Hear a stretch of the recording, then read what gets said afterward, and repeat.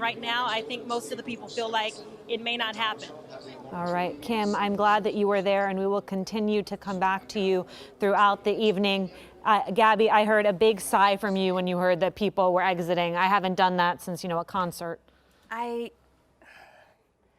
If this happens, I've been working with minority communities and immigrant communities for 20 years, and they had already started feeling the hate coming from their neighbors. The parents that would drop off school, their kids at the same school started treating them differently. I've been spending the past month in Mexico, where every single person asks me, why does he hate us so much? We're just there to work. And at a very visceral level, I'll get angry later, but this isn't the America that my parents came here to have me grow in. I know it isn't the America. And this is making you this emotional, even just the possibility, not that necessarily he even wins, but that he has rallied this level of support. That's the thing. I thought, I was gonna say, even though she won, 30%, 1 out of 3 people in this country believe that Mexicans are rapists and murderers, believe that Muslims shouldn't be allowed to live here, believe that we should build the wall, and we were gonna have a lot of healing to do. But the message, if he wins, is one that turns my, and I think many people's, ideas of the beauty of this country on its head. What are those people who consider themselves Americans waking up and thinking about the country that they tried to call their home?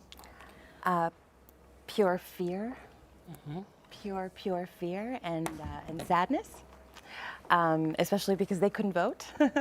And so they placed their, humanity and their futures in the hands of a population that not only rejected them, but rejecting them with hate. You already felt in the past 2 years, literally every person that I talk to when I'm in the field, right, is already scared of their kids going to school. Tomorrow it's validated. All right, we're going to continue this conversation, especially. I was just seeing that the Mexican Finance Department has set an emergency press conference for 7 a.m. My final thoughts is that we have absolutely no idea what this is actually going to entail and what's actually going to happen. Tomorrow we're going to wake up. Today, you realize. Yeah.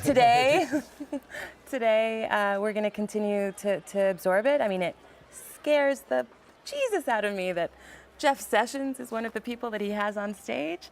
I'm seeing all of my undocumented friends freaking out.